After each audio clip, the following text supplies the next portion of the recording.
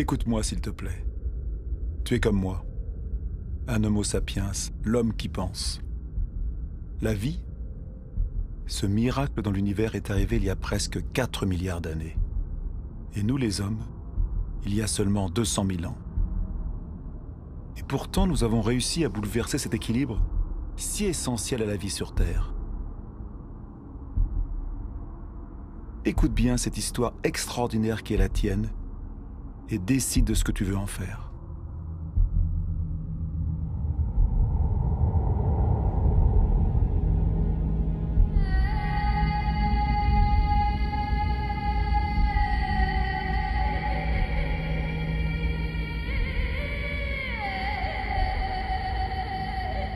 Voici les traces de nos origines.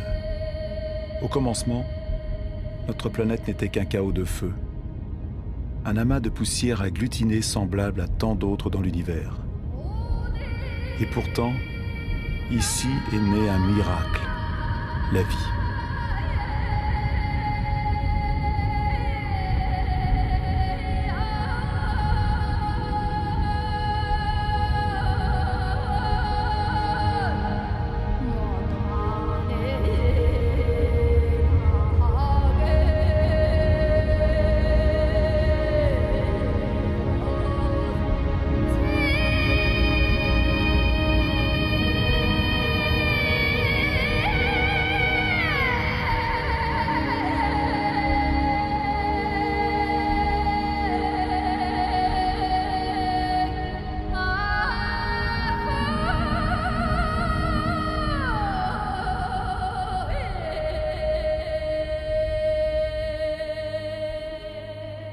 Aujourd'hui, cette vie, notre vie, n'est que le maillon d'une chaîne reliant d'innombrables êtres vivants qui se succèdent depuis près de 4 milliards d'années.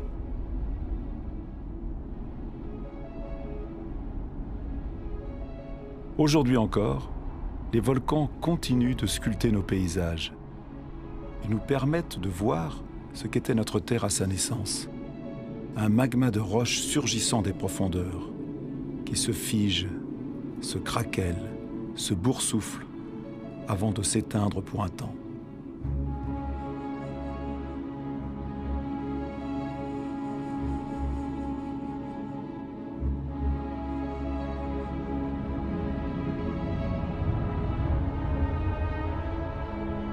Ces fumées, issues des entrailles de la Terre, sont les traces de l'atmosphère des origines.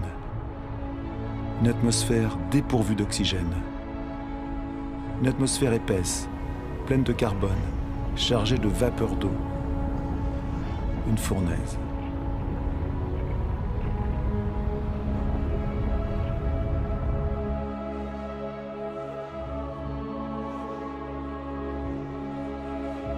Et puis la Terre s'est refroidie. La vapeur d'eau s'est condensée pour retomber en pluie diluvienne. À bonne distance du Soleil, ni trop éloignée ni trop proche, la Terre est en parfait équilibre pour conserver l'eau sous forme liquide. L'eau trace ses chemins. Ils sont comme les veines d'un corps, les branches d'un arbre, les vaisseaux de la sève qu'elle apportera à la Terre.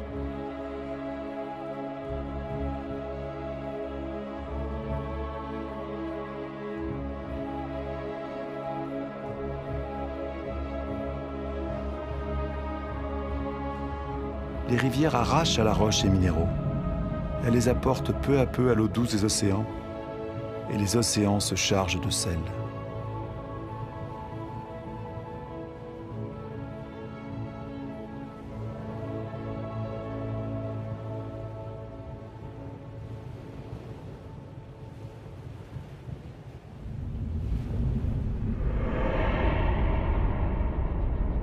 D'où venons-nous ? Où donc a jailli la première étincelle de la vie ? Miracle du temps, les formes de vie primitive existent toujours dans les sources chaudes du globe. Ce sont elles qui leur donnent leur couleur. On les appelle les archébactéries.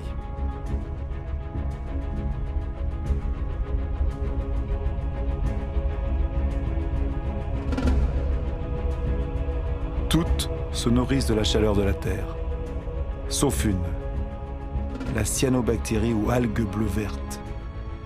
Elle seule a la capacité de se tourner vers la lumière du soleil pour capter son énergie.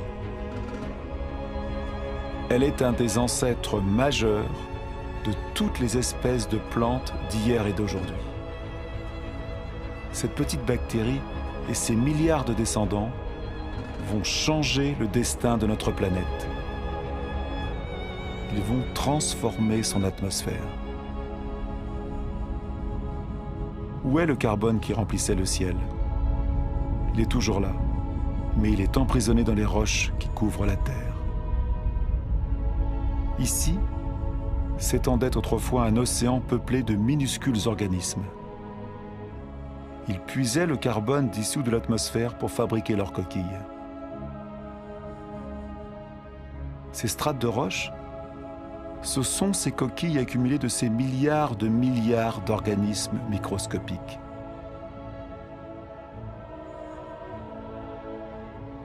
Grâce à eux, le carbone a quitté l'atmosphère et une autre vie pouvait commencer. C'est le vivant qui a modifié l'atmosphère. Le végétal se nourrit de l'énergie du soleil et lui permet de casser la molécule d'eau et d'en prendre l'oxygène. Et l'oxygène remplit l'air. Le cycle de l'eau sur la Terre est un éternel recommencement. Chute, vapeur d'eau, nuages, pluie, sources, rivières, fleuves, mers, océans, glaciers. Jamais le cycle ne se rompt. C'est toujours la même quantité d'eau sur la Terre. C'est la même que boivent toutes les espèces qui se sont succédées. Incroyable matière que l'eau, l'une des plus instables entre toutes. Elle prend la forme liquide de l'eau courante, gazeuse de la vapeur d'eau ou solide de la glace. En Sibérie, la surface glacée des lacs en hiver porte les traces des forces que l'eau déploie en gelant. Plus légère que l'eau, la glace flotte. Elle forme un manteau protecteur contre le froid sous lequel la vie peut continuer.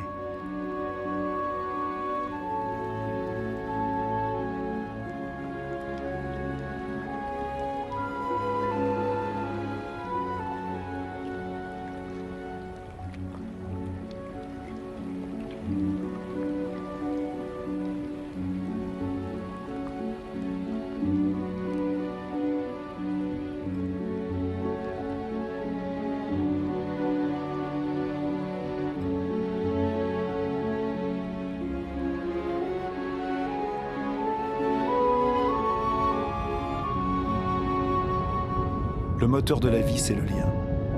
Tout est lié. Rien ne se suffit en soi. L'eau et l'air sont inséparables, unis pour la vie et pour notre vie sur Terre. Tout est partage.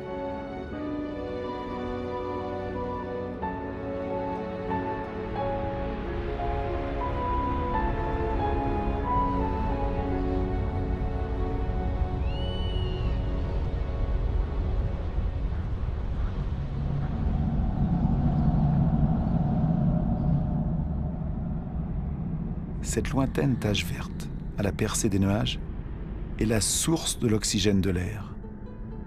Les 70% de ce gaz indispensable à nos poumons proviennent des algues qui colorent la surface des océans. Notre Terre repose sur un équilibre où chacun a sa place, n'existe que dans l'existence de l'autre. Un équilibre subtil, fragile, qu'un rien peut rompre.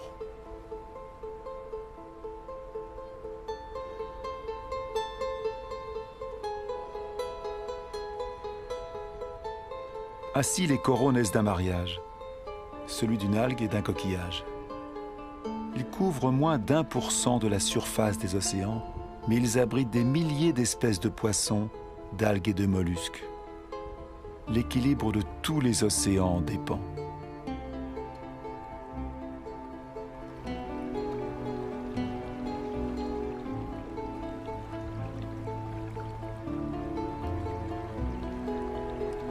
La Terre ne calcule le temps qu'en milliards d'années. Il lui en a fallu plus de 4 pour créer l'arbre. Dans la chaîne des espèces, l'arbre est un aboutissement en soi, une sculpture vivante et parfaite. L'arbre est un défi à la pesanteur. Il est le seul élément naturel en mouvement perpétuel vers le ciel. Il croît sans hâte vers la lumière dont son feuillage se nourrit.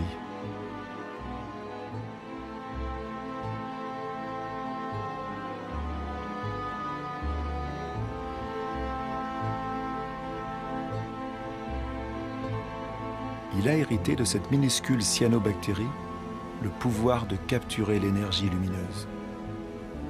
Il l'accumule et s'en nourrit pour la transformer en bois et en feuilles. Cette matière se décompose ensuite dans un mélange d'eau, de minéral, de végétal et de vivant.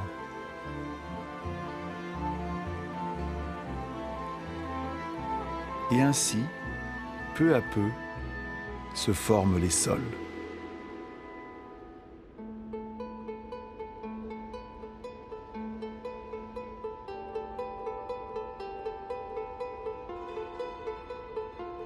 Les sols fourmillent d'une activité incessante, où des micro-organismes se nourrissent, creusent, aèrent, transforment.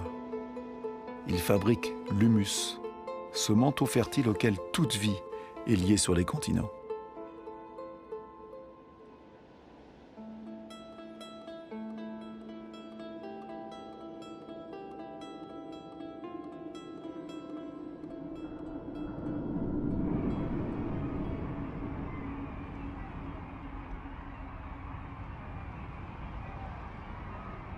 Que savons-nous de la vie sur Terre? Combien d'espèces connaissons-nous? Un dixième?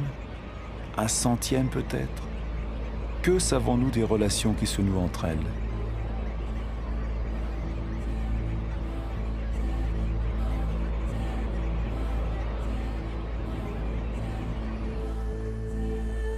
La Terre est un miracle. Le vivant reste un mystère.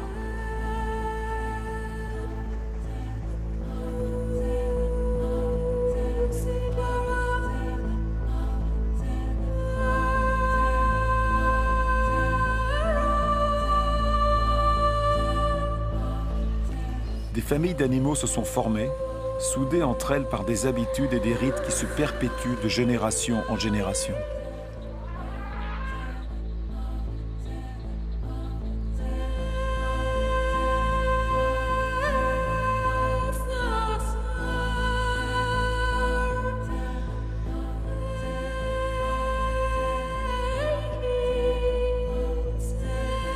Certains se sont adaptés à la nature de leur pâturage, et leur pâturage s'est adapté à eux.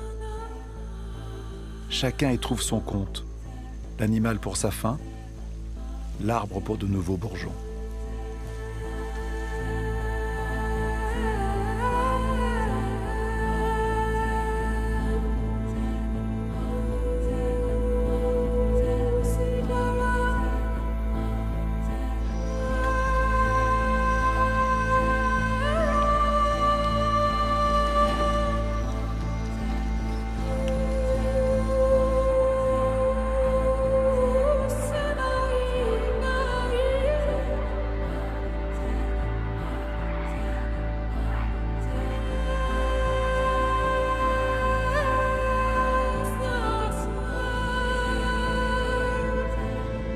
Dans la grande aventure de la Terre, chaque espèce a son rôle, chaque espèce a sa place.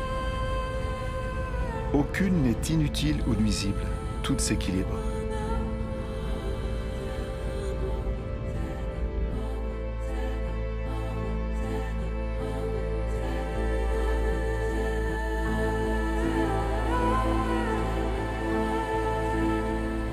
Et c'est là que toi, oui toi, Homo sapiens, l'homme qui pense, tu apparais dans cette histoire. Tu profites du fabuleux héritage de plus de 4 milliards d'années que te donne la Terre. Tu n'as que 200 000 ans, mais tu vas changer la face du monde.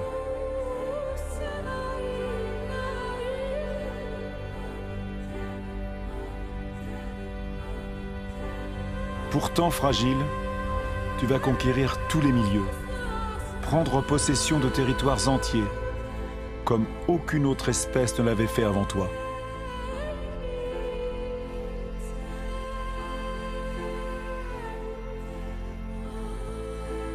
Après plus de 180 000 ans d'errance, grâce à un climat plus clément, l'homme se fixe. Il ne dépend plus seulement de la chasse pour survivre. Il choisit pour s'établir les contrées humides où abondent le poisson, le gibier et les plantes sauvages, là où se mêlent la terre, le vivant et l'eau.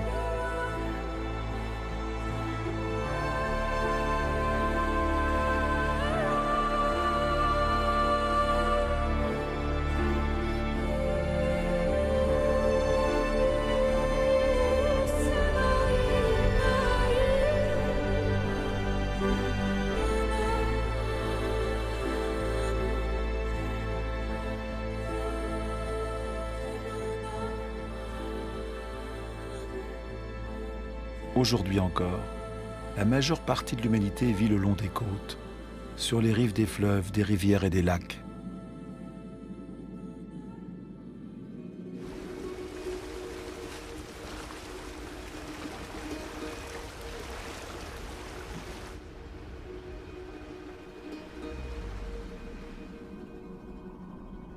Sur la planète, une personne sur 4 vit toujours comme l'humanité pouvait vivre il y a 6000 ans, sans autre énergie que celle que la nature fournit saison après saison. C'est la vie de plus d'1,5 milliard d'êtres humains, plus que toute la population des pays riches réunis.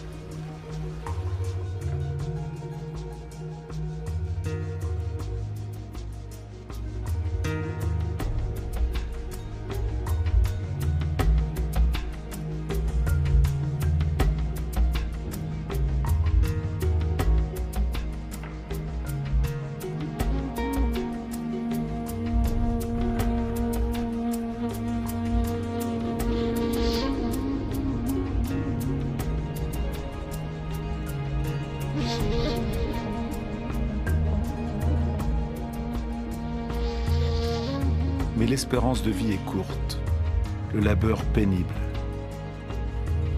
Les aléas de la nature pèsent sur l'existence quotidienne. L'éducation est rare. Les enfants sont la seule richesse, tant l'homme a besoin de bras pour assurer sa subsistance.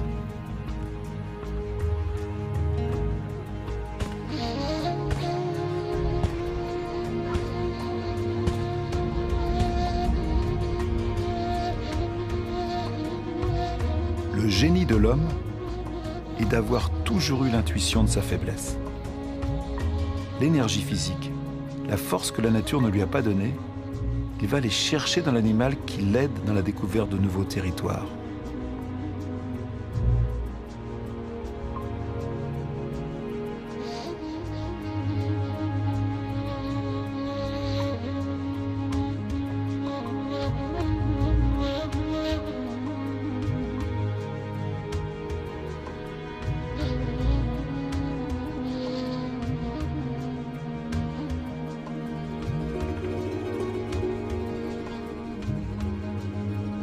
Mais comment conquérir le monde, la faim au ventre? L'invention de l'agriculture a bouleversé notre histoire. C'était il y a moins de 10 000 ans. Elle fut notre première grande révolution.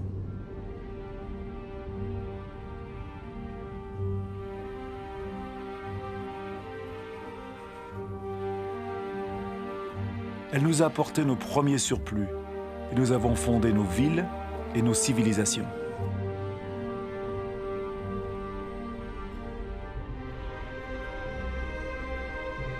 Le souvenir des millénaires de cueillettes sauvages s'est effacé. Les céréales dont nous avons fait le levain de notre vie, nous en avons multiplié les variétés. Nous avons appris à les marier avec nos terroirs et nos climats.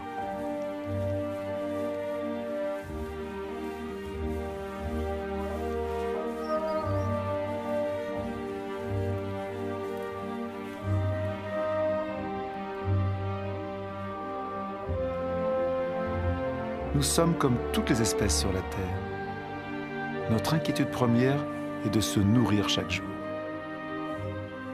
Quand le sol est moins généreux et l'eau plus rare, nous savons déployer des prodiges pour extraire de la terre notre subsistance.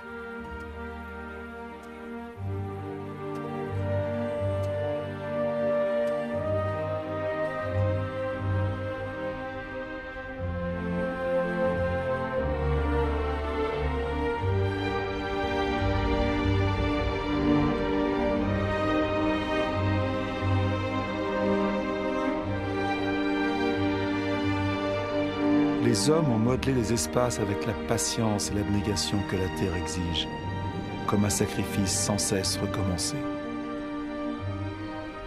L'agriculture est toujours le premier métier du monde. La moitié de l'humanité cultive encore la terre, et plus des 3/4 le fait à la main.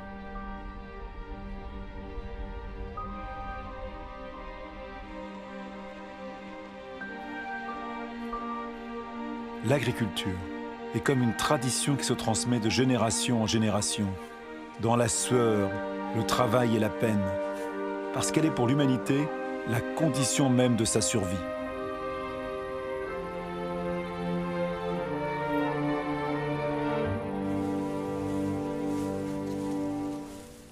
Cette énergie que l'homme cultive à la force de ses bras, il va la faire jaillir un jour des profondeurs de la terre.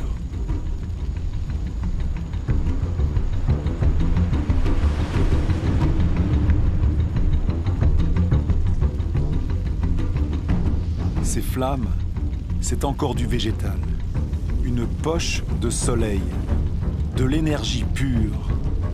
L'énergie du soleil captée pendant des millions d'années par des millions de végétaux il y a plus de 100 millions d'années. C'est le charbon, c'est le gaz et c'est surtout le pétrole.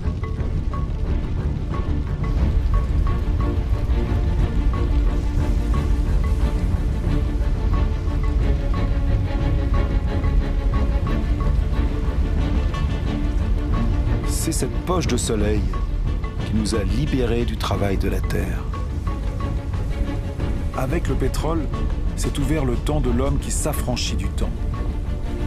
Avec le pétrole, certains d'entre nous ont connu un confort comme jamais l'humanité n'en a bénéficié. Et en 50 ans, nous avons modifié la Terre plus rapidement que tous les hommes qui nous ont précédés.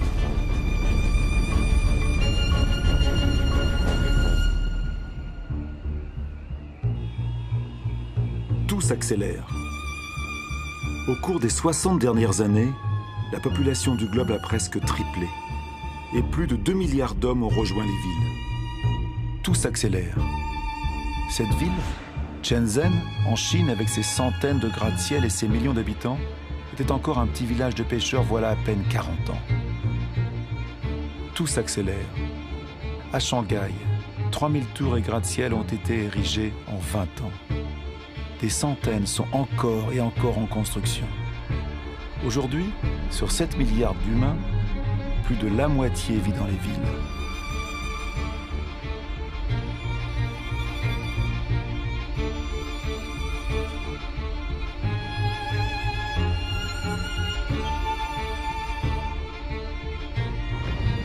New York, la première mégapole du monde, est le symbole de l'exploitation de toutes les énergies offertes par la Terre au génie des hommes.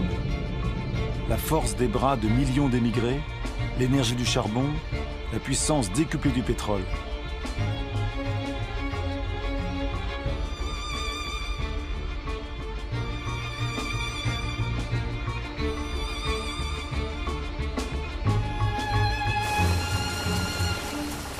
L'Amérique a été la première à utiliser la puissance nouvelle et prodigieuse de l'or noir. Dans les campagnes, les machines ont remplacé les hommes. 1 litre de pétrole fournit autant d'énergie que 100 paires de bras pendant 24 heures. Mais dans le monde, seulement 3% des paysans disposent d'un tracteur. Cependant, leur production domine la planète. Aux États-Unis, il ne reste plus que 3 millions de fermiers. Leur seule production céréalière pourrait nourrir 2 milliards de personnes. Mais ici, comme dans tous les pays industrialisés, ces céréales sont d'abord transformées en nourriture pour le bétail et en agrocarburants.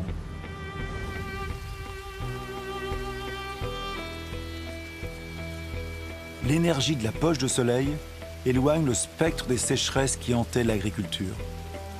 Aucune source d'eau n'échappe à une agriculture qui prélève 70% de l'eau consommée par toute l'humanité. Dans la nature, tout est lié. L'extension des surfaces cultivées et les monocultures drainent une faune encore plus grande de parasites. Les pesticides, autre cadeau de la pétrochimie, les exterminent. Adieu les mauvaises récoltes et les menaces de famine. L'agriculture produit tant qu'il faut désormais gérer les surplus.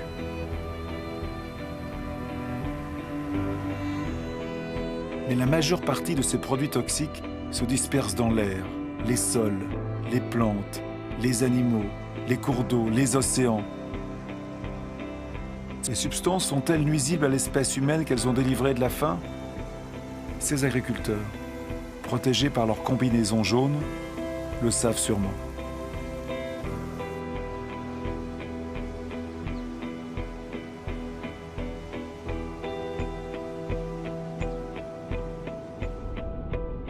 Les engrais, enfin. Ils sont encore issus de l'industrie pétrolière. Ils apportent une fertilité inespérée à n'importe quelle parcelle délaissée par les hommes.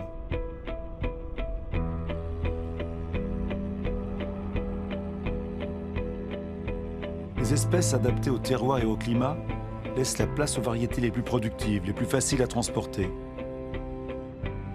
C'est ainsi qu'en un siècle, les 3/4 des variétés que l'homme avait sélectionnées pendant des millénaires ont disparu.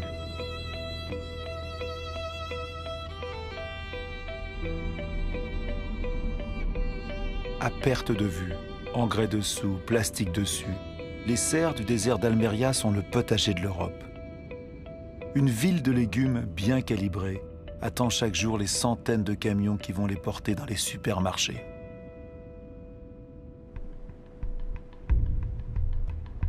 Plus un pays se développe, plus ses habitants consomment de la viande. Comment satisfaire une demande croissante dans le monde sans concevoir des élevages de bovins quasi concentrationnaires? Tout s'accélère. Fabriquer de la viande plus vite que l'animal est devenu une routine quotidienne. Dans l'immensité de ces corrals piétinés par des millions de bêtes, pas une herbe ne pousse. Une noria de camions venant de tous les horizons du pays apporte des tonnes de céréales, soja et granulés hyper concentrés qui se transformeront en tonnes de viande.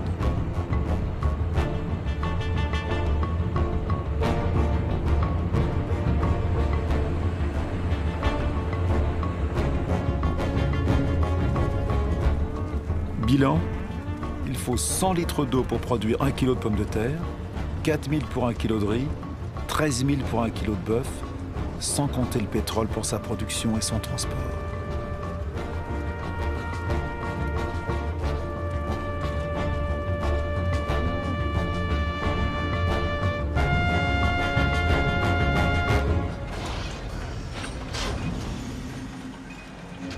Notre agriculture est devenue une agriculture pétrolière. Elle nous a permis de nourrir 2 fois plus d'êtres humains sur la Terre, mais elle a remplacé la diversité par la standardisation. Elle a permis d'offrir à beaucoup d'entre nous un confort inespéré, mais elle rend notre mode de vie totalement dépendant du pétrole. Voici la nouvelle mesure de notre temps. L'horloge de notre monde bat désormais au rythme de ces mécaniques infatigables posées sur la poche de soleil. La planète entière écoute ce murmure qui berce nos espérances et nos illusions. Elle prolifère avec nos besoins, nos désirs toujours insatiables et nos gaspillages. Nous savons que la fin de ce pétrole bon marché s'annonce, mais nous ne voulons pas le croire.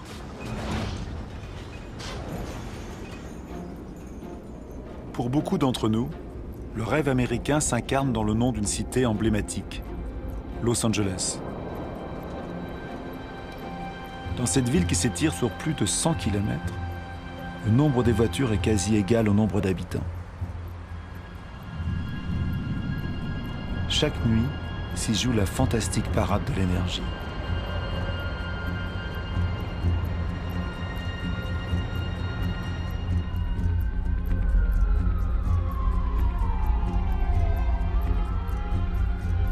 les jours ne semblent plus être que le pâle miroir de ces nuits qui font de la ville un ciel étoilé.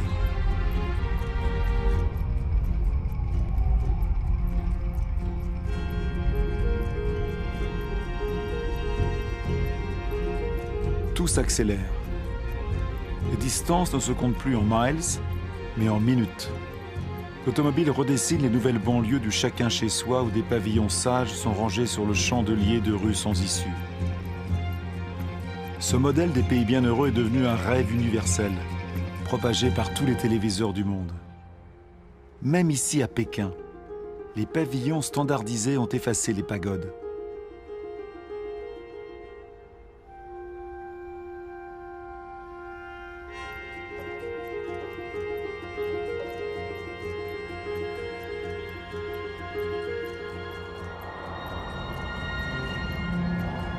L'automobile est devenu le symbole des sociétés du bien-être et du progrès. Si ce modèle était suivi par tous, la planète compterait non plus 900 millions de véhicules, mais 5 milliards.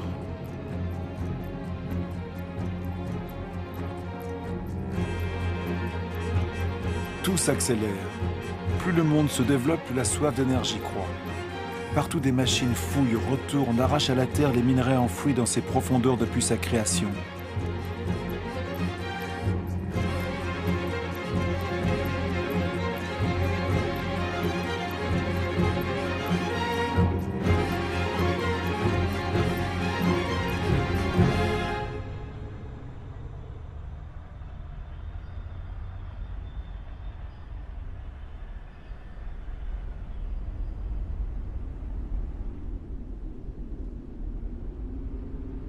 Privilège de la puissance, les 80% de cette richesse souterraine sont consommés par 20% de la population du globe. Avant la fin du siècle, cette exploitation sans mesure aura épuisé la quasi-totalité des réserves de la planète.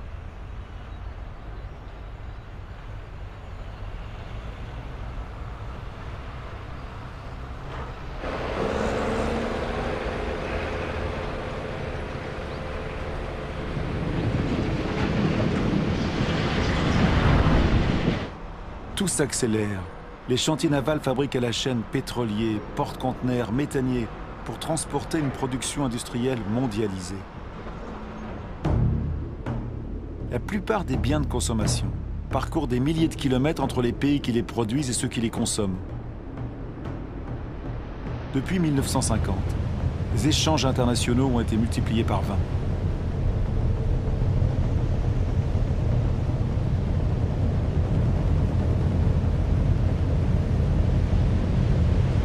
90% de ces échanges transitent par la voie maritime. 500 millions de conteneurs sont transportés chaque année.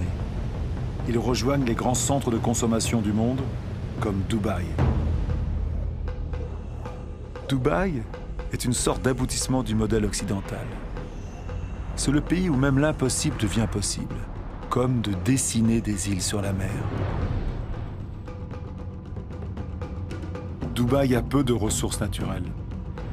Et avec l'argent du pétrole, elle peut faire venir des millions de tonnes de matériaux, des ouvriers du monde entier et édifier les gratte-ciels les plus hauts du monde.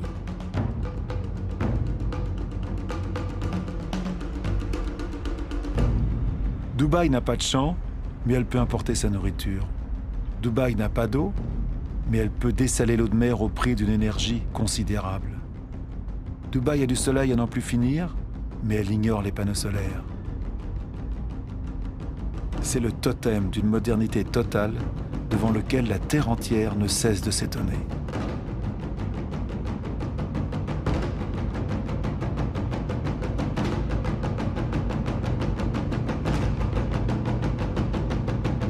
Dubaï est comme le nouveau phare de tout l'argent du monde.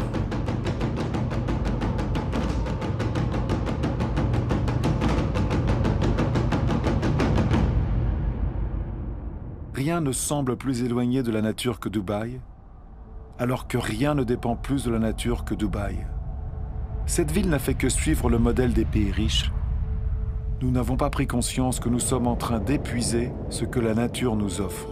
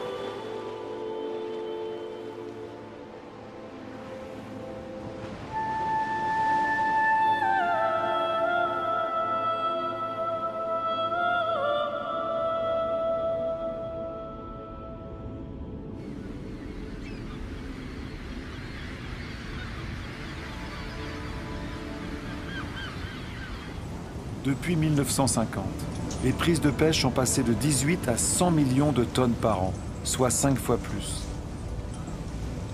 Des milliers de bateaux-usines vident les océans.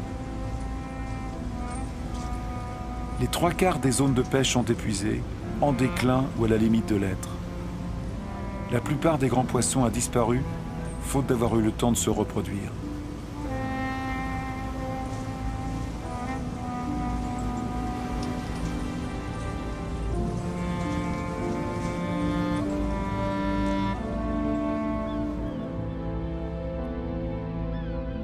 Nous sommes en train de casser le cycle d'une vie qui nous était offerte.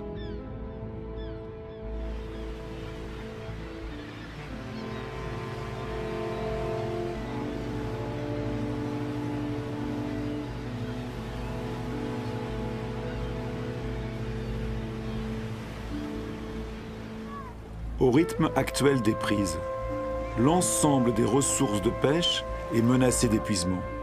Et pourtant, le poisson est l'aliment de base d'un homme sur 5 sur la planète.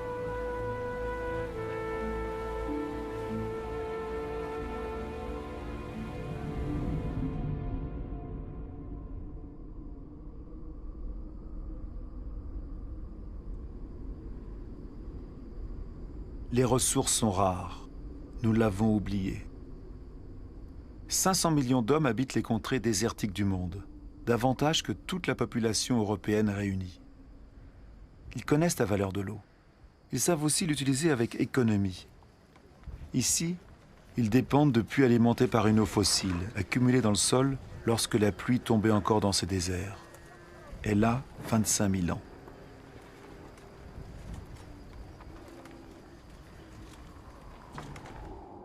Cette eau fossile a permis d'étendre les cultures dans les déserts pour mieux nourrir les populations. Ces champs arrondis sont dessinés par les carrousels qui les irriguent. Mais le prix à payer est lourd. Cette eau fossile ne se renouvelle pas ou très peu.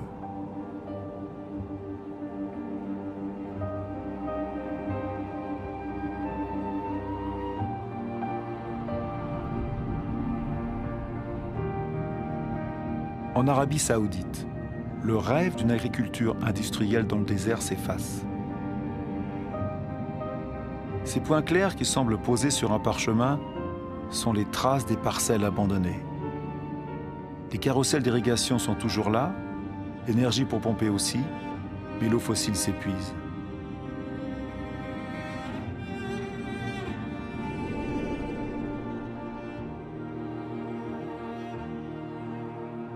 Israël a fait d'un désert un pays agricole.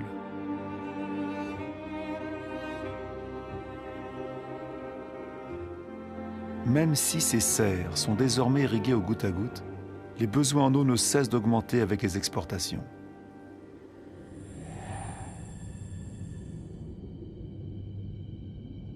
La rivière du Jourdain n'est plus qu'un mince filet d'eau.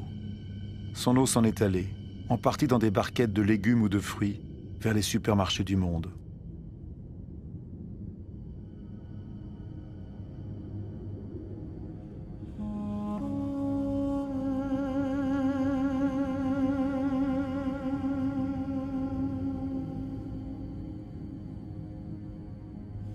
Le sort du Jourdain n'est pas unique.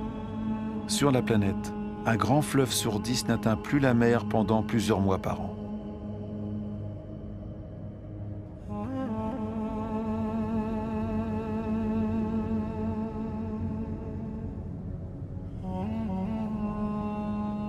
Privé du Jourdain, le niveau de la mer Morte baisse de plus d'1 mètre chaque année.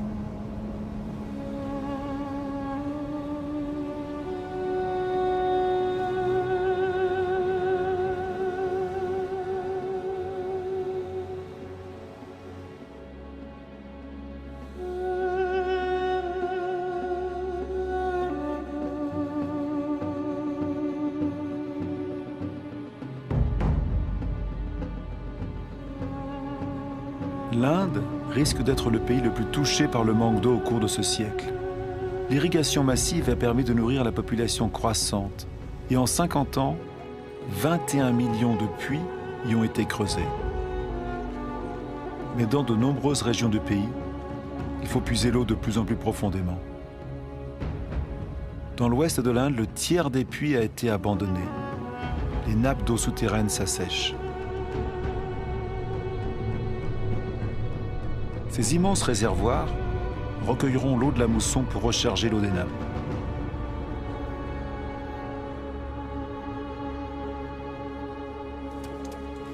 Pendant la saison sèche, les femmes des villages les creusent à la main.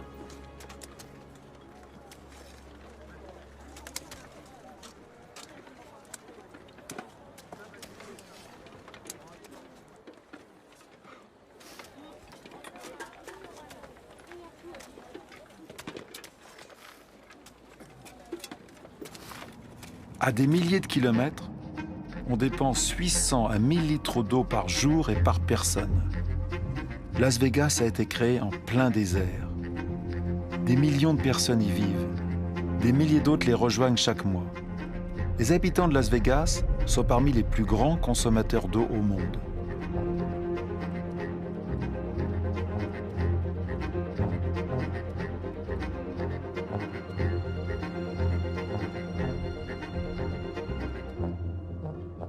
Palm Springs est une autre ville du désert, avec sa végétation de pays humide et ses impeccables parcours de golf.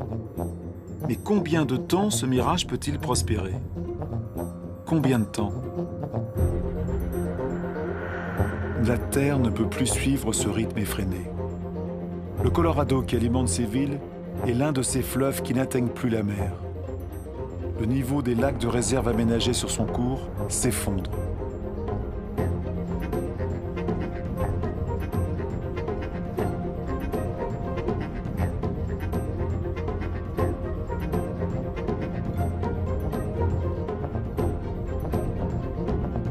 Le manque d'eau pourrait toucher près de 2 milliards de personnes dans le monde avant 2025.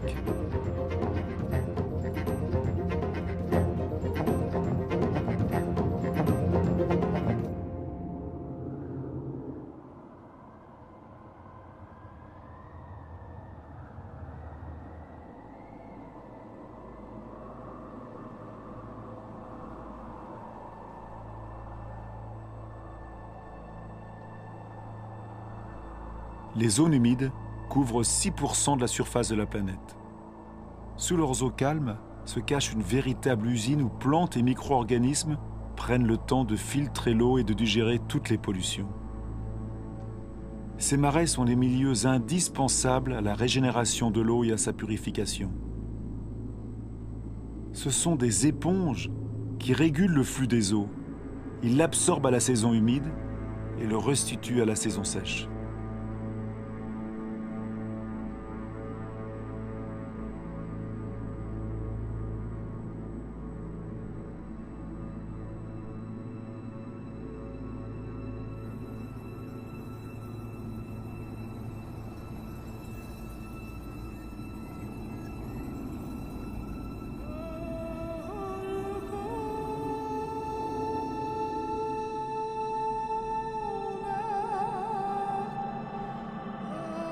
Dans notre course à la conquête des terres, nous les avons accaparées pour faire paître notre bétail, pour l'agriculture, pour y construire nos maisons. Au siècle dernier, nous avons asséché la moitié des marais du monde. Nous ne connaissions ni leur richesse, ni leur rôle.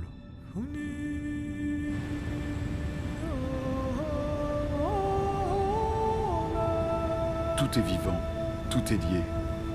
L'eau, l'air, le sol, les arbres, toute la magie du monde se déroule sous nos yeux.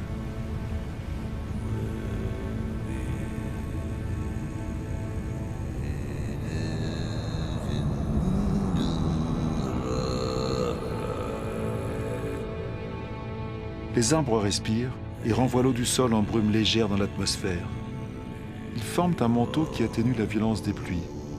Ils apportent l'humidité nécessaire à toute vie.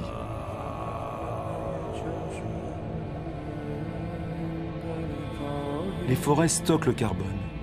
Elles en contiennent davantage que toute l'atmosphère de la Terre.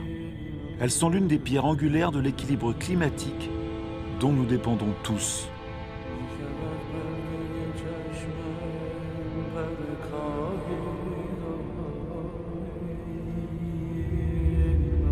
les arbres des forêts primaires abritent les 3/4 de la biodiversité de la planète, c'est-à-dire de tout ce qui vit sur Terre.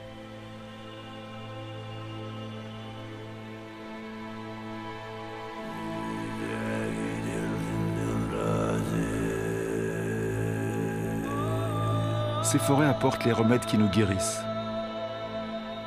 Les substances que secrètent ces plantes, notre corps peut les reconnaître. Nos cellules parlent le même langage. Nous sommes de la même famille.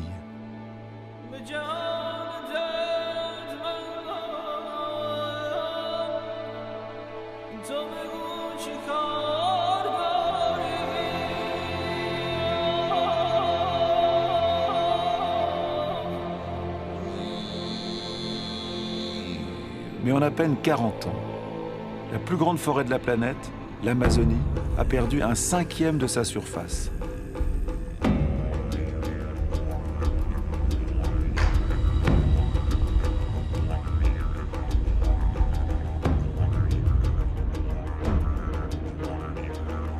La forêt fait place à l'élevage et à la culture de soja. 95% de ce soja servira à nourrir le bétail et les volailles d'Europe et d'Asie. Et voilà comment on transforme une forêt en viande.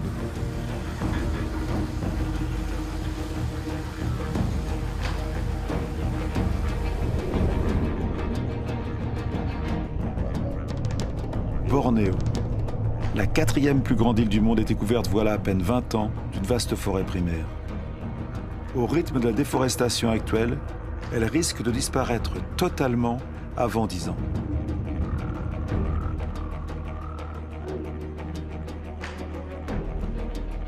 Le vivant est le lien entre l'eau, l'air, la terre et le soleil. À Bornéo, c'est ce lien qui se brise dans ce qui fut l'un des plus grands réservoirs de la biodiversité sur Terre.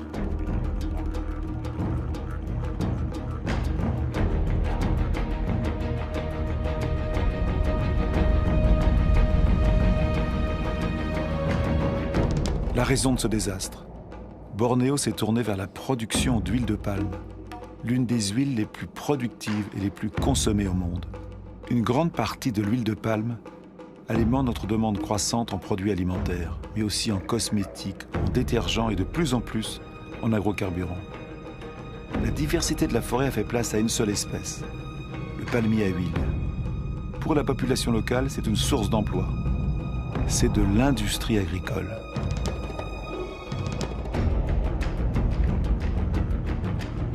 Autre exemple de déforestation massive, l'eucalyptus. L'eucalyptus sert à fabriquer de la pâte à papier. Les plantations s'étendent à mesure que la consommation de papier s'accroît. Cette consommation a été multipliée par 5 en 50 ans. Au pied de ces eucalyptus, plus rien ne pousse, car leurs feuilles forment une litière toxique à la plupart des autres végétaux. Leur croissance est rapide, mais elle épuise les ressources en eau.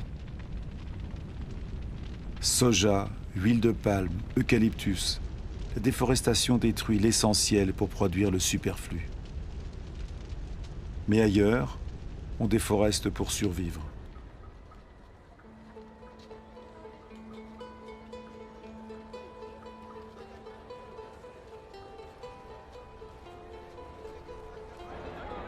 Plus de 2 milliards de personnes sur la planète dépendent encore du charbon de bois, près du tiers de la population mondiale.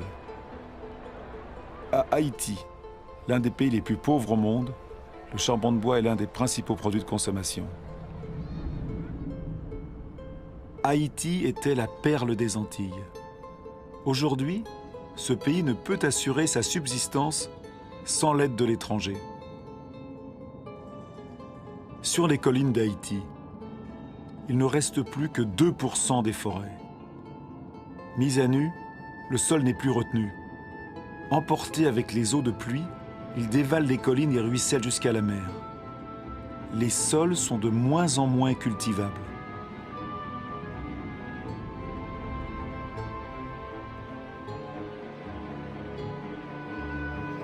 Dans certaines régions de Madagascar, l'érosion est spectaculaire.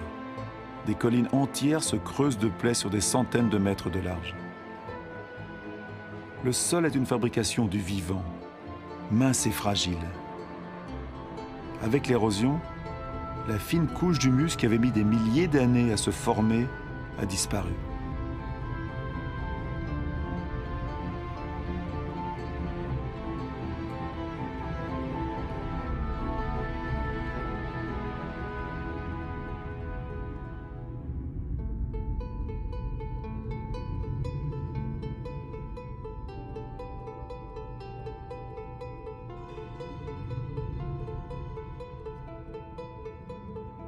Voici une théorie de l'histoire des Pasquans sur l'île de Pâques.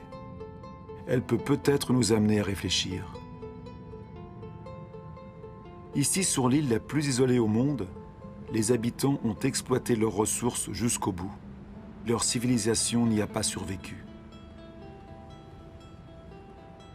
Il y avait sur ces terres les palmiers les plus hauts du monde. Ils ont disparu. Les Pasquans les ont exploités jusqu'au dernier. Ils durent ensuite affronter une érosion générale de leur sol. Les Pasquans ne pouvaient plus pêcher. Ils n'avaient plus d'arbres pour construire leurs pirogues.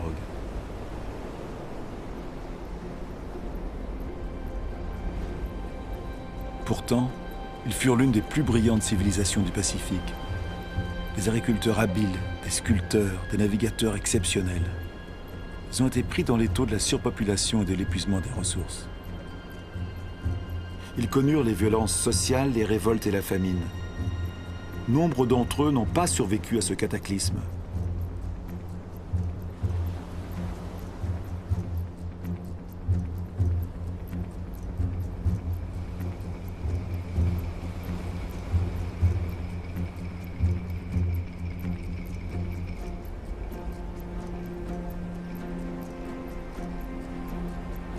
Le vrai mystère de l'île de Pâques n'est plus de savoir comment sont arrivées ces étranges statues sur l'île. C'est de comprendre pourquoi les Pasquans n'ont pas réagi à temps.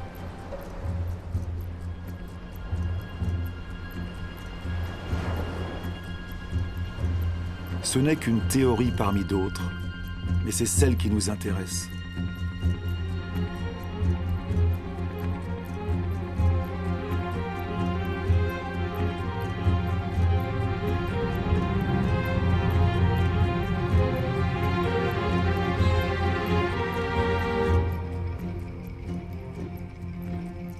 Depuis 1950, la population mondiale a presque triplé.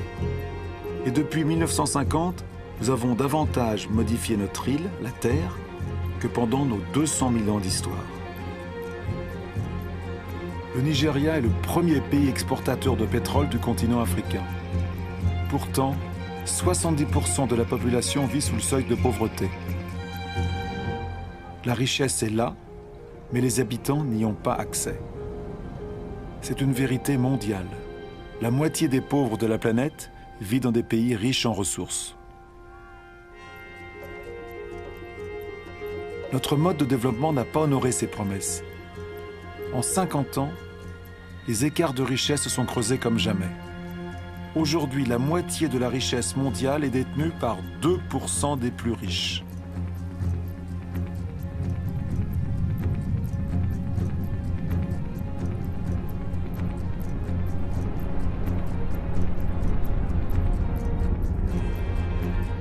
De telles disparités peuvent-elles encore durer?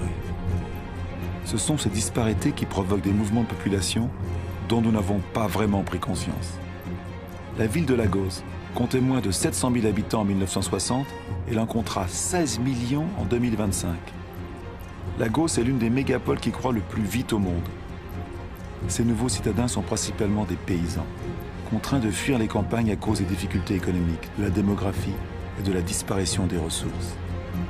Cette croissance urbaine est tout à fait nouvelle, car elle a pour moteur la pauvreté et non la richesse.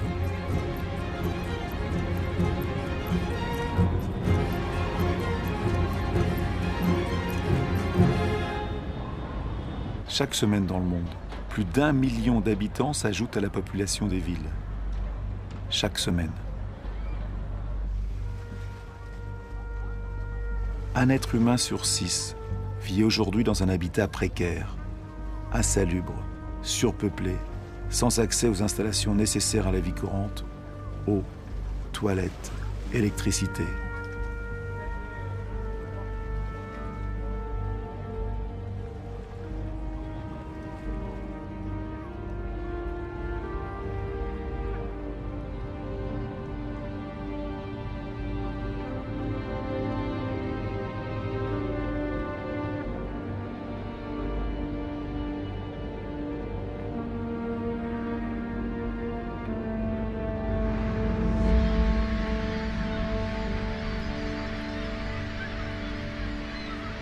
La faim croît de nouveau.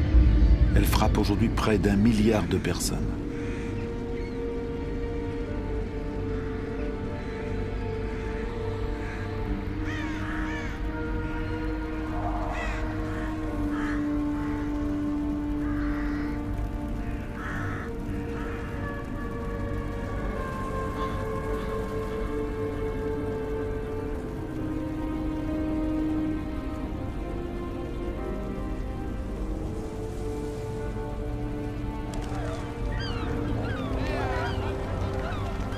Dans les poubelles du monde, les plus pauvres fouillent pour leur survie, tandis que nous continuons à creuser en quête des ressources que nous croyons indispensables.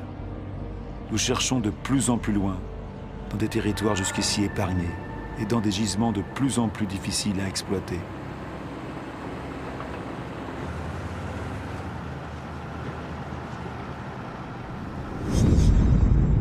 Nous ne changeons pas de modèle.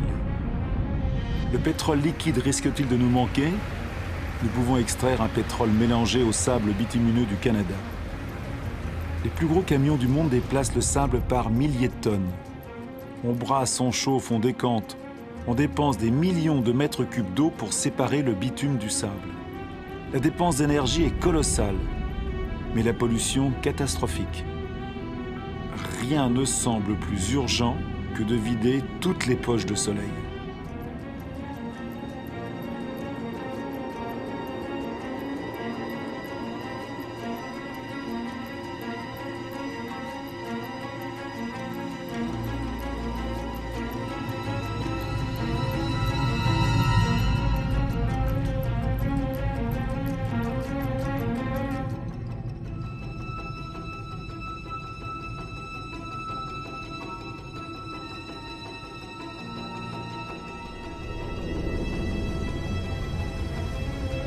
Nos pétroliers sont de plus en plus grands.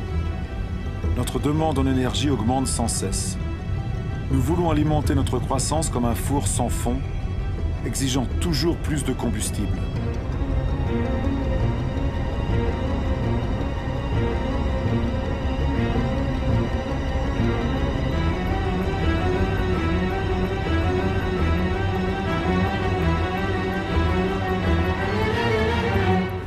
C'est une histoire de carbone.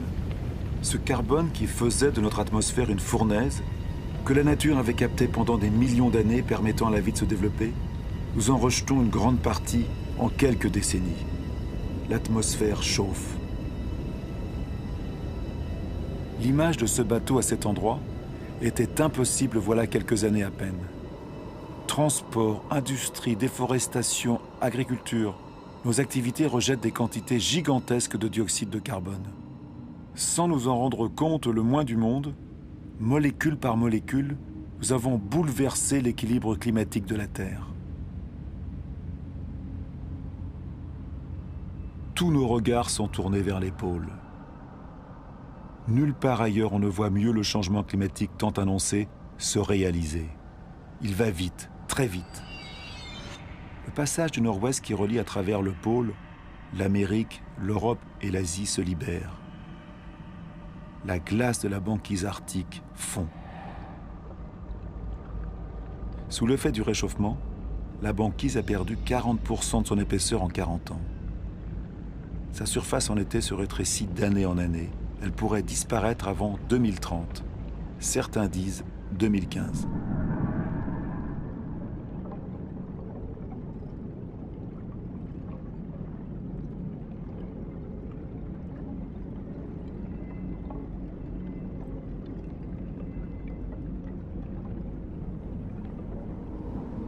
Les rayons du soleil, que la surface glacée renvoyait vers le ciel, pénètrent désormais dans l'eau sombre et la réchauffent.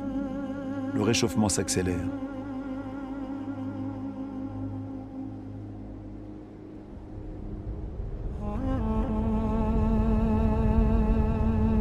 Dans ces glaces se lisent les archives de notre climat. Jamais la concentration en dioxyde de carbone n'a été si élevée depuis plusieurs centaines de milliers d'années. L'homme n'a jamais connu pareille atmosphère.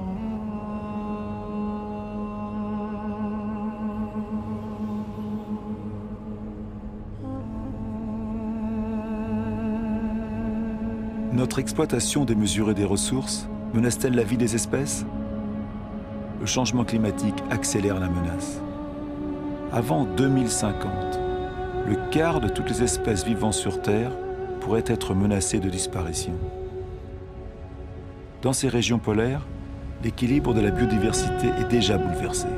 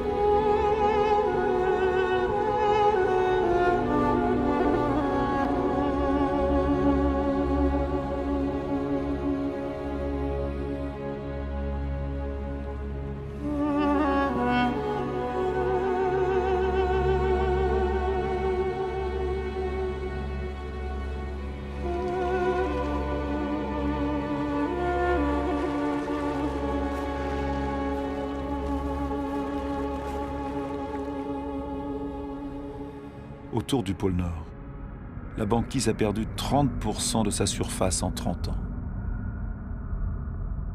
Mais avec le réchauffement accéléré du Groenland, c'est l'eau douce de tout un continent qui rejoint l'eau salée des océans.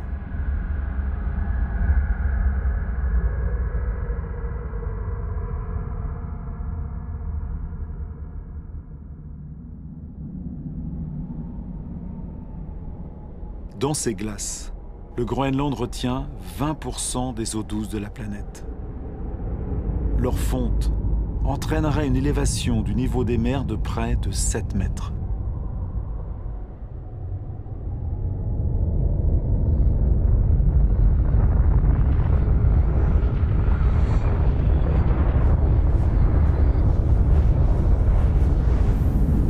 Pourtant, aucune industrie n'est installée ici. La calotte du Groenland subit les émissions des gaz à effet de serre rejetés ailleurs sur la Terre. Notre écosystème ne connaît pas les frontières. Où que nous soyons, nos actions se répercutent sur l'ensemble de la Terre. L'atmosphère de notre Terre est une et indivisible. Elle est notre bien commun. À la surface du Groenland, des lacs éclosent dans le paysage. La calotte glaciaire a commencé à fondre à un rythme que même les scientifiques les plus pessimistes n'imaginaient pas il y a moins de 10 ans.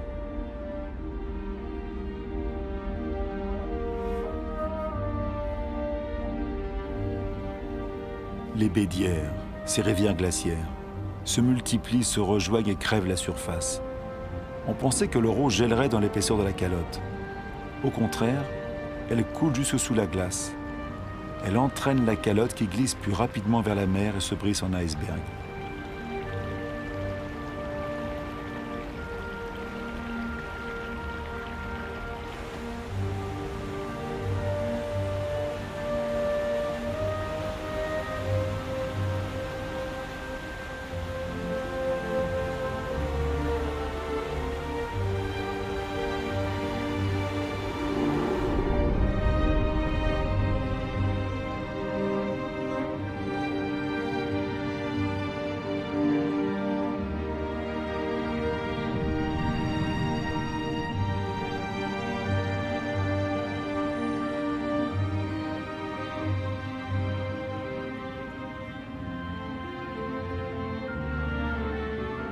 l'eau douce des glaces de Groenland s'ajoute peu à peu à l'eau salée des océans, menaçant les terres basses de la planète.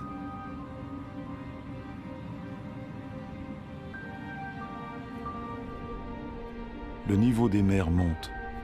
La dilatation des eaux sous l'effet de la chaleur a provoqué au cours du seul XXe siècle une hausse de 20 cm.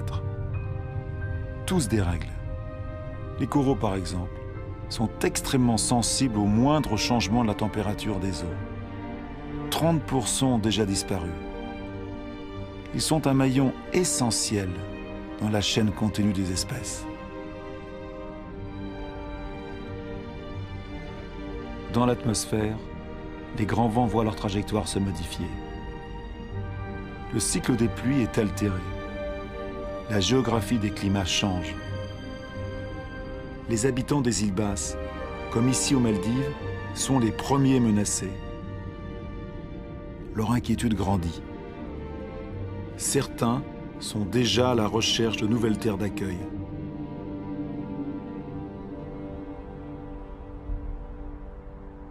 Que feront les grandes villes de la planète comme Tokyo, la ville la plus peuplée du monde, si la hausse du niveau des mers continue de s'accélérer? D'année en année, les prévisions des scientifiques sont de plus en plus alarmantes. Les plaines côtières abritent plus de 70% de la population mondiale. 11 des 15 plus grandes villes du monde sont établies sur les côtes ou sur les estuaires des fleuves. Avec la montée des mers, le sel envahirait la nappe phréatique, privant les habitants d'eau potable. Des phénomènes migratoires seront inévitables. La seule incertitude sera leur ampleur.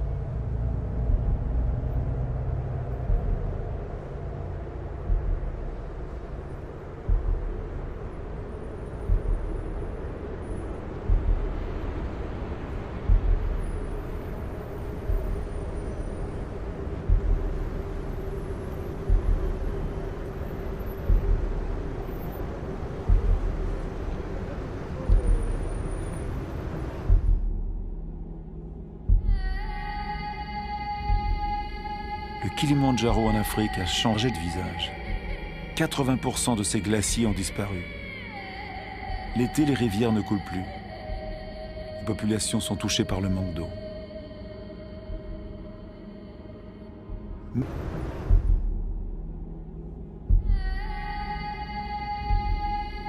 Le Kilimandjaro en Afrique a changé de visage. 80% de ses glaciers ont disparu. L'été, les rivières ne coulent plus. Les populations sont touchées par le manque d'eau. Même sur les plus hauts sommets du monde, au cœur de la chaîne de l'Himalaya, les neiges éternelles et les glaciers reculent. Pourtant, ces glaciers jouent un rôle essentiel dans le cycle de l'eau. Ils conservent l'eau des saisons pluvieuses sous forme de glace pour la restituer dans la fonte des neiges l'été.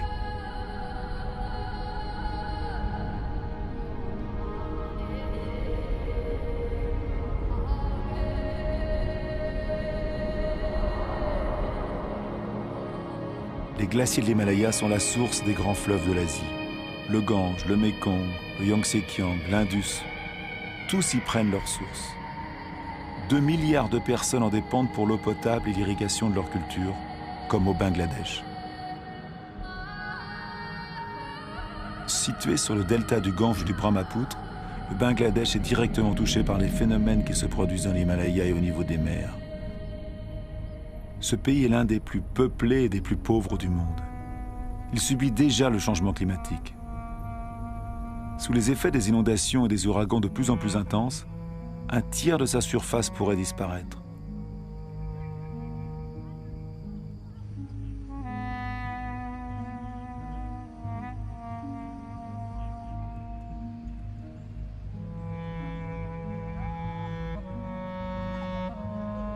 Les pays riches ne seront pas épargnés. Partout, les sécheresses se succèdent sur la planète. En Australie, la moitié des terres est déjà touchée.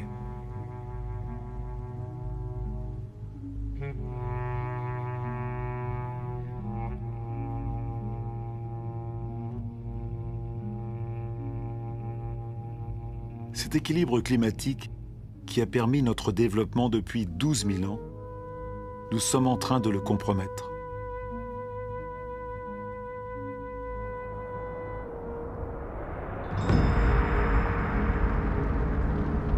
Les incendies se multiplient jusqu'aux portes des grandes villes. À leur tour, ils accentuent le réchauffement.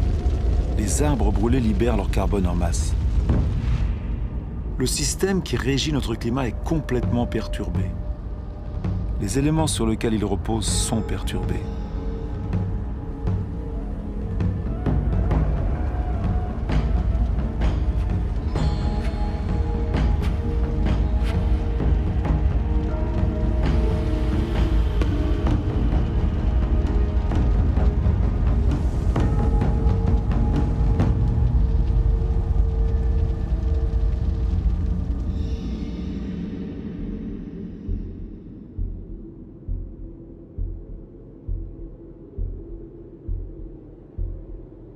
L'horloge du changement climatique est là, dans ces paysages magnifiques. Nous sommes en Sibérie, où comme dans d'autres endroits du globe, il fait si froid que les sols restent gelés en permanence. Ce sol, c'est le permafrost. Sous sa surface se cache une véritable bombe climatique, le méthane. Le méthane est un gaz à effet de serre 20 fois plus puissant que le dioxyde de carbone.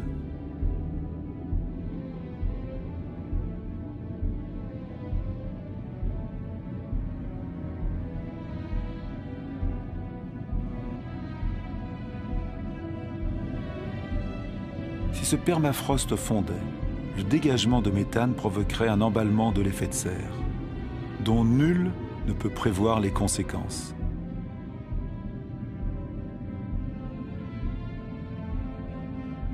Un emballement qui nous emmènerait vers une terre inconnue.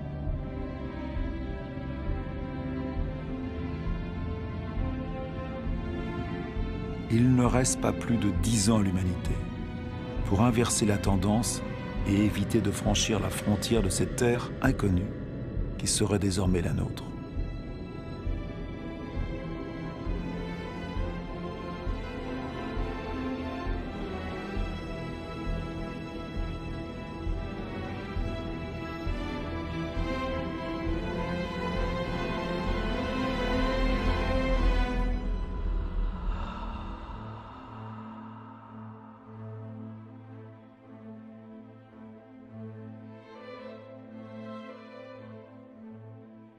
Nous avons engendré des phénomènes qui nous dépassent. Depuis les origines, l'eau, l'air, la matière, le vivant sont intimement liés. Mais depuis peu, nous brisons ces liens. Ne nous voilons pas la face. Ce que nous savons, il faut le croire. Tout ce que nous venons de voir nous ressemble. Nous avons fait la Terre à notre image. Il nous reste peu de temps pour changer. Comment ce siècle pourra-t-il porter le poids de 9 milliards d'êtres humains si nous n'acceptons pas de faire enfin les comptes de tout ce dont nous sommes les seuls responsables ?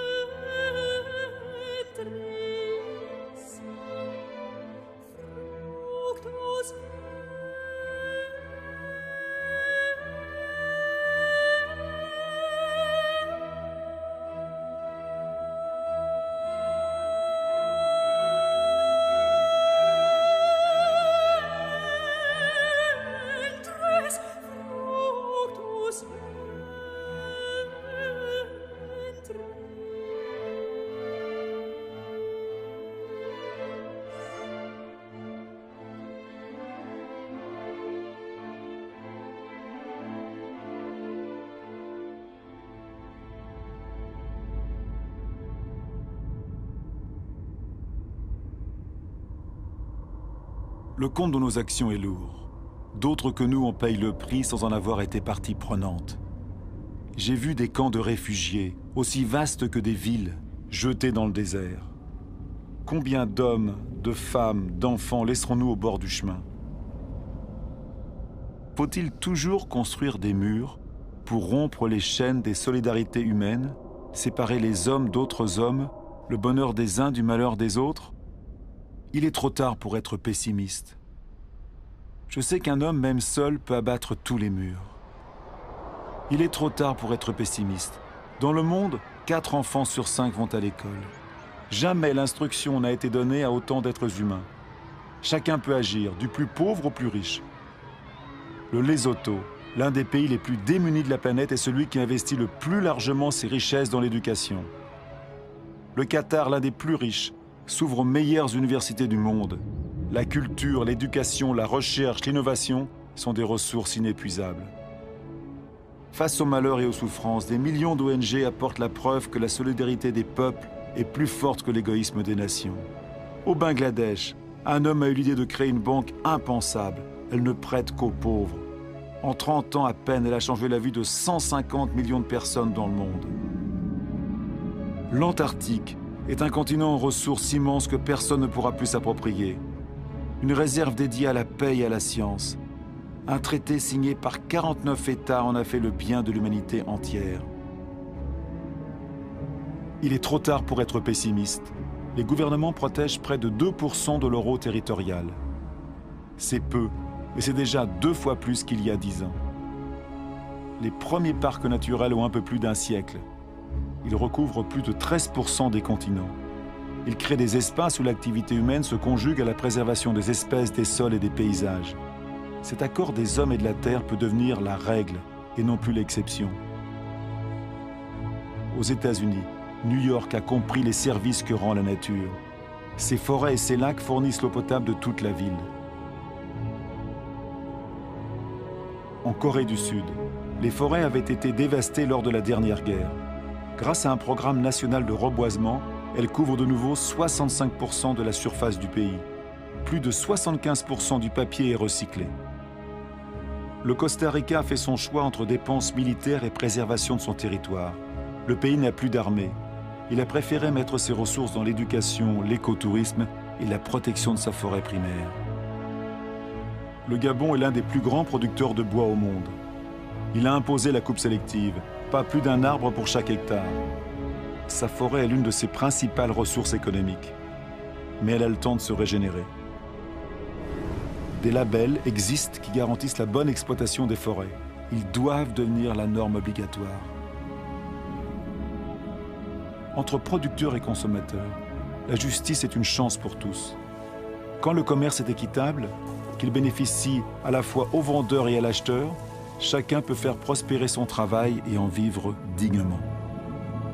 Quelle justice et quelle équité peuvent-elles s'établir entre ceux qui travaillent à la main et ceux qui engrangent leur récolte à la machine avec l'aide de leurs États? Soyons des consommateurs responsables. Réfléchissons à ce que nous achetons.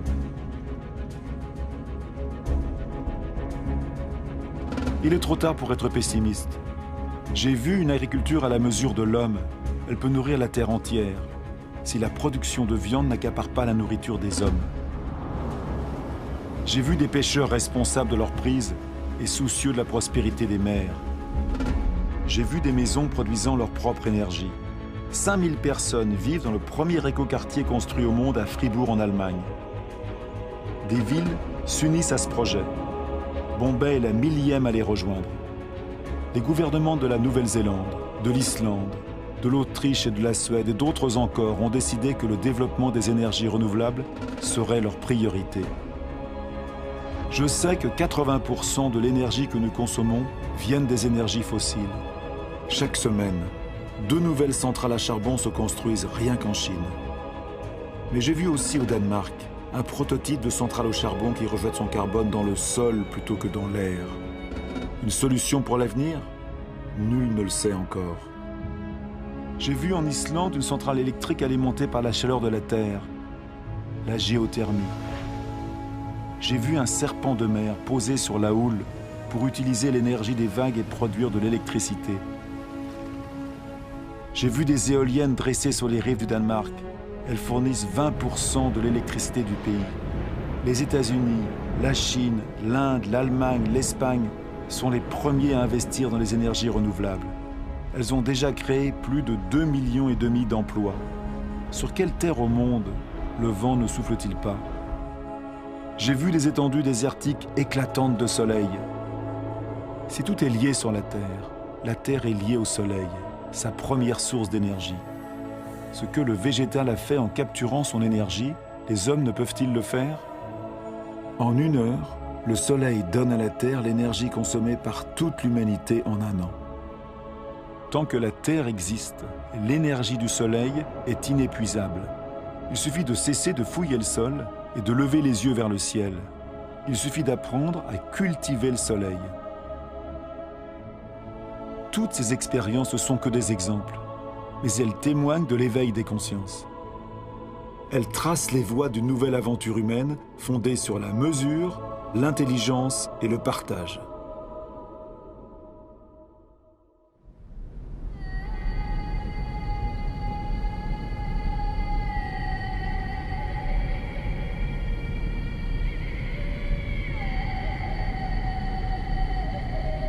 C'est le moment d'aller à la rencontre l'un de l'autre. Car ce qui est important, ce n'est pas ce que nous avons perdu, mais ce qu'il nous reste. Il nous reste la moitié des forêts du monde, des milliers de rivières, de lacs et de glaciers, des milliers d'espèces bien vivantes encore. Nous savons très bien qu'aujourd'hui les solutions existent. Nous avons tous le pouvoir de changer. Alors, qu'est-ce qu'on attend ?